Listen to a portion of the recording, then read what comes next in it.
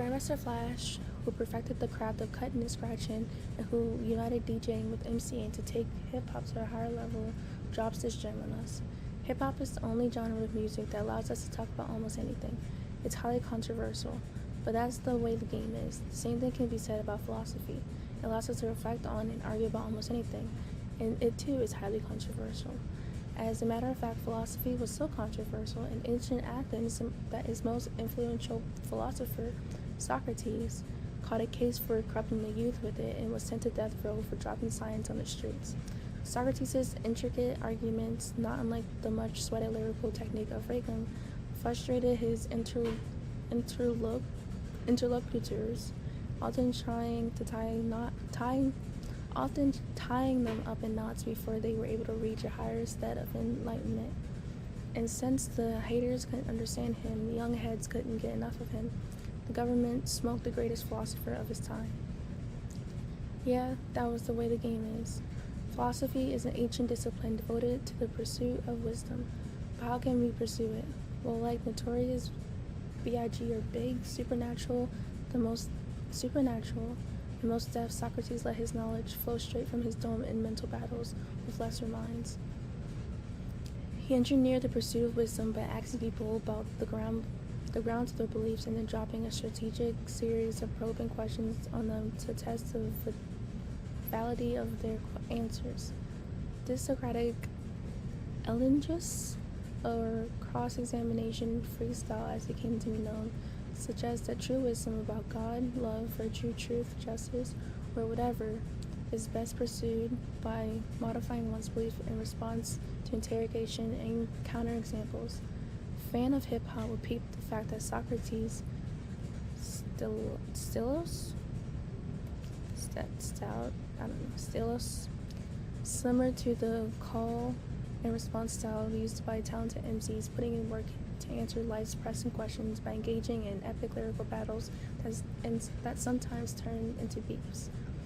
Although the release of Sugar Hill Gang's Rapper Delight was hip-hop's first major commercial hit, introducing hip-hop to a broader audience, real students of the rap game know that hip-hop was in full effect long before the hit dropped in '79. Students of hip-hop history remember when Boogie Down Productions, from the classic cut The Bridge Is Over, made it painfully clear to MC Shin that the QB crew that hip-hop music did not start on the streets of Queensbridge. Before the rise of BDP in the South Bronx in Africa,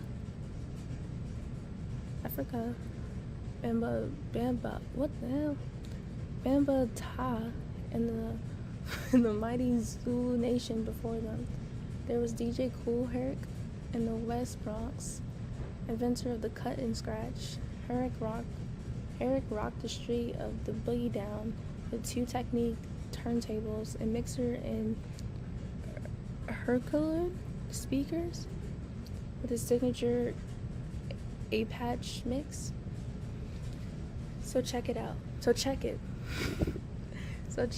Putting aside this unforgettable Bronx Queensbridge beef on the question of where it all got started way back when, this much is clear. From project recreation centers to outdoor streets, parties fully equipped with DJs, MCs, fat speakers, graffiti artists, and breakdancers. Hip-hop came from the streets. Word up. But so did philosophy. Not from the streets of NYC or Compton, but from the streets of ancient Athens, more than 2,000 years before hip-hop, where Socrates used verbal intercourse to school young heads on how the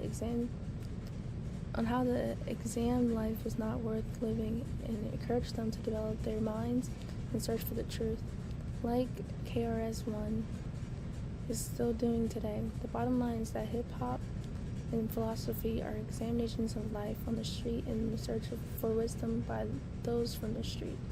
Word is bond. But as we know, philosophy did not remain on the streets of Athens. It went international. traveling to the far reaches of the globe, and is now considered one of mankind's most esteemed disciplines. Plato, Socrates' greatest pupil, thought that philosophy was so essential that only philosopher kings were fit to rule the republic. And as with philosophy, hip-hop had not remained on the street of urban America. Less than 3 decades, its reach has extended to the entire world. It has become synonymous with American popular culture. Back in the day, Curtis Blow imagined what it would be like if a rapper ruled the world. And after they acquired the knowledge, hip-hop legends Run DMC proclaimed themselves king of rock, given that sucker MCs called them Sir. Which brings us to why 2 Duns born and raised in the hood decided to drop this gem on them. The aim of Open Court series of popular culture and philosophy is The aim of the Open Court series on popular culture and philosophy is to use popular culture as a medium to introduce philosophy to a greater general audience.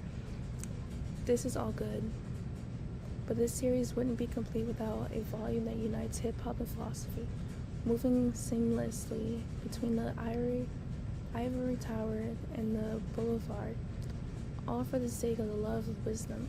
No doubt, some critics will characterize this mixing of philosophy and hip-hop as a perverse union of the sacred and the profane.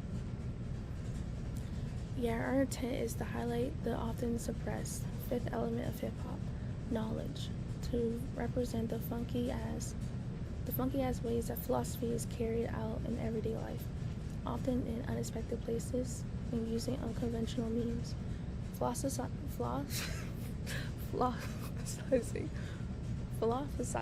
is something we all do, at least some of the time. True that hip-hop artists have turned the game into a way to get paid, and some philosophers have done the same.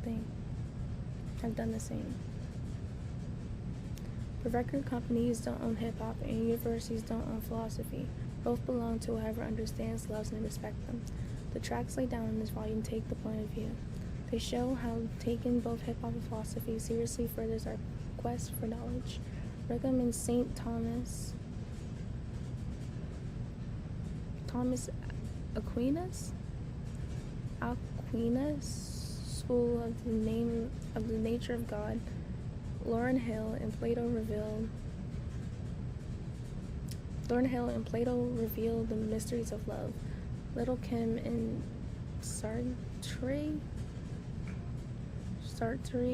knowledge us on the objectifying gaze. Ice Cube and Count ponder the legitimacy of punishment. Nas and Hegel probe the depths of self-consciousness.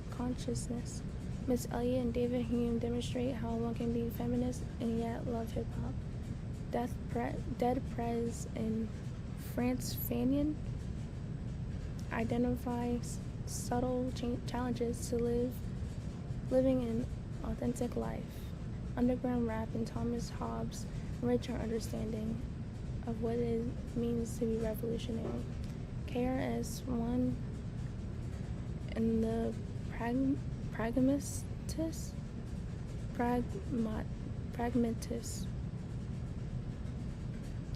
shed light on the benefits and risks of violence. Hip-hop, cinema, and Cornel West help us to avoid confusing race with culture. David Chappelle and John Stuart Mill hip us to the ethics of using terms such as bitch and nigga. Common and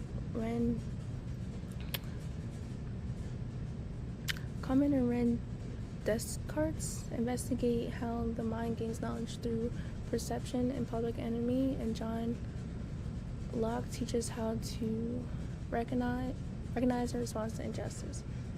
Raekwon and the Wu-Tang Clan has said of rap to flow. That shit is not easy. Rap to me is slang poetry. It answers your questions: why young kids is doing bad, why they turn to drugs, to get away from their misery. This is the shit we talk about and how to escape it. The same is true of philosophy. Answers your questions, but only if you have discipline and patience. Like Bamba Ta, looking for the perfect beat. So to accomplish our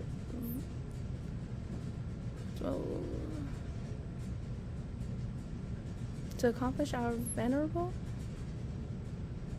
mission,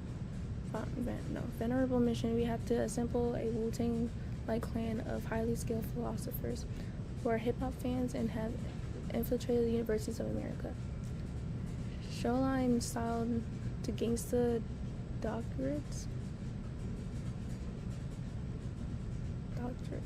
in philosophy. Our PhD clan is representing the Boogie Down, Queensbridge, Brooklyn, Philly, and West Coast, Chi-Town, and the ATL, the Dirty South, Jamaica, and all the points in between, with one common aim, namely to illuminate the philosophical significance of hip-hop. Each one teach us KRS-One, Rakim, MC Light, Pac, Nas, and other great lyrical use rhyme skills to teach us daily life lessons. Our clan of philosophers, kings and queens, will move from rhyme to reason to take up on permanent